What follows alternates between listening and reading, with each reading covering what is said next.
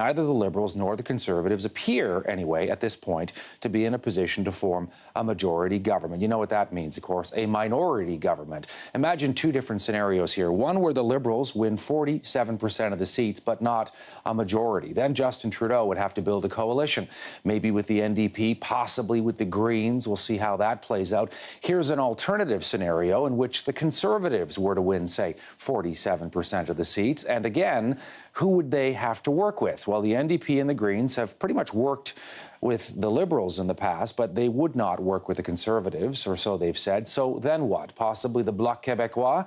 And how would that go over with Conservative voters in Western Canada to cut a deal with the separatists? All right, well, at the heart of this campaign, of course, are the candidates. These are the people who are out in the neighborhoods right across our country. They are knocking on the doors. They are pounding the pavement. They're meeting with voters, trying to get their message out. They spend a lot of time away from their families. They invest their time trying to connect with voters day after day. And even in the so-called safe seats in our country, you never really know until you know on October the 21st. The human faces, of course, behind the parties. For the Liberals, we've got Marco Mendicino joining us from Toronto. For the Conservatives, Michelle Rempel is in Calgary tonight. And for the NDP, Angella MacEwen is in Ottawa. So great to have all three of you on. And thanks for taking the time to come on the vote. Michelle, let me start with you in Calgary, if I can. This issue over abortion for Andrew Scheer, and I'm curious what you make of the fact that it did come up in the debate, as you know, in French in Montreal earlier this week. He didn't answer the question, but then he did the next day. I know you've got your own position on it. What does this do for the party, do you think, the issue of abortion? Well, our leader's been very clear on this issue. So he has said he would not reopen the debate on this issue. That is our party's position. It's the position that we had as a majority government and carried through with that. But if you'll indulge me, because this is an issue that's important to me, I'm 39 years old, and I find myself in the position of actually being a step-grandma to a very young man, and I actually have a teenage stepdaughter who is his mom. So I just wish, because I think a lot of Canadians were where my husband and I were at when she came to us with this, that they would say to her what we said, which is, if you choose to have your child, we stand behind you with love and support for your whole life. If you choose to take him for adoption, we will choose to support you on that. And if you choose to have an abortion, we will make sure that you are safe and healthy and loved. I think that's where a lot of Canadians are at with this issue. And frankly, I've watched this coverage. And as a human being and as a grandma, I'm really tired of us and men using this to score cheap political points on both sides. And I wish we just had a little bit more compassion on this issue and took women who are living through this issue with a little bit more compassion. I'm sorry to get emotional on this, but I hate how this has been framed, and I wish that the campaign was a little bit, on all sides, more sensitive of this. Angela, weigh in on this. What's your take on the topic? Well, I agree with everything Michelle said. I think most people have moved beyond this issue as a divisive one, and it's more about healthcare. It's more about making sure that people are safe and informed. In terms of appropriate sex education in schools even, right? So, but I do find people at the door that's one of their vote deciding questions. And that when I say that I'm pro-choice, they say that they're going to vote Conservative. And so I do think it's often the Conservatives that are pushing it as a divisive issue. So I really appreciate Michelle's point, and I wish that more people would take that up.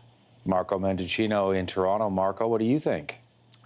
I actually agree with Michelle in that there should be sensitivity and compassion for what is no doubt a very personal issue. And this is a government that has consistently upheld and defended a woman's right to choose and make decisions over her own body. And what we have done, including repealing provisions under the criminal code, as well as was pointed out by my NDP colleague, fund programs like Planned Parenthood to ensure that those rights can be fully enjoyed, is something that is very important, I know, to women across this country. All right. I mentioned something as well that I want the three of you to weigh in on, whether at the doorsteps you guys are hearing people say, what's this election about? I'm not really paying attention. What are the big issues here? Is there an appetite for change, this kind of thing? Michelle, you've been in politics for a while. What do you think is happening out there? across political stripes on the door in my riding, the question is why the Alberta economy and the systemic loss of tens of thousands of jobs isn't lighting everyone's hair on fire across the country. I think that there's a sense that when parties call the jobs that we have here dirty and talk about phasing out one of the primary industries in Canada and obfuscating on the importance of energy infrastructure, again, it's almost become a nonpartisan issue. People don't understand why we're talking about the things that you just spent, frankly, 15 minutes on the front end of this show talking about and not talking about this. I get calls every day into my campaign office about the human reality and cost of being out of work for, frankly, a lot of political decisions. And I'm sick of it. And the people in my riding are sick of it. If we don't see change, or if we don't see political leadership on building out Canada's energy infrastructure and Canada's natural resources, I'm not sure what happens to this province. I'm going to be very blunt with you. And I cannot believe that we are not having a discussion about this every day on every show, because it's real and it threatens the unity of our country. If you're in Etobicoke, you're in Digby, Nova Scotia, you've got to wake up to this reality. And I'm very frustrated, as are the people in my community. And it is the number one issue on my doors. Angela, what are you hearing where you are in the country?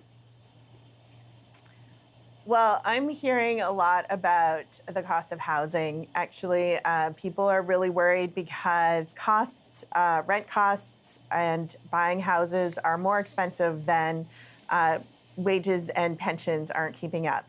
So I'm hearing from a lot of people that are struggling to make ends meet and that are really frustrated with leaders that aren't listening to them and aren't putting their priorities first. So they're frustrated because they've heard the same story from the Liberals and from the Conservatives. They've heard corporate welfare from both of them. They've heard excuses about why we can't get clean water to First Nations reserves from both of them. They've heard the same old story over and over again, and they're starting to really get frustrated and look for change. There's a lot of appetite out there for something different. And Marco, how about you? And I wonder whether people are getting tired of, as your colleagues are saying as well, the sort of the personalities here of the leaders, the mudslinging that goes on, or the brown face and black face story, and now it's the citizenship with Andrew Scheer story, as opposed to policy, as opposed to how can I manage my family's budget, how can I afford my house, all these kind of things that are much more close to people, close to the voters in your riding and in ridings across the country. Well, I've knocked thousands of doors, and we are talking about affordability and the way that the Liberal government has invested in people at every stage in life. For young people, doubling scholarships and grants and giving debt forgiveness as they transition to a career. For young families through the Canada Child Benefit Plan, and building retirement security, as well as introducing a national housing strategy, which will help bridge some financing for people who are trying to buy that first home.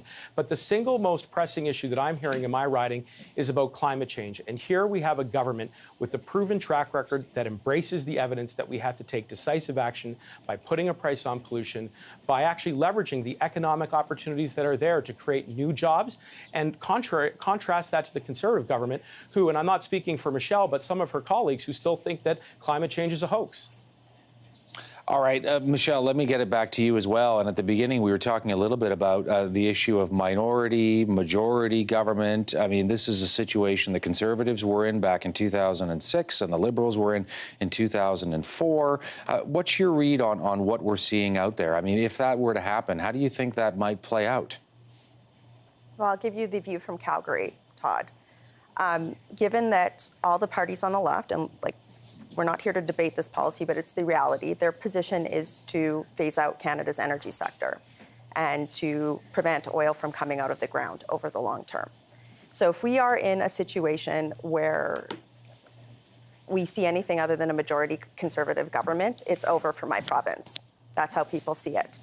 So unless the parties on the left start waking up to the reality that the energy sector in Canada promotes jobs, growth, builds hospitals, provides state-run daycare in Quebec, we're going to have a real problem here.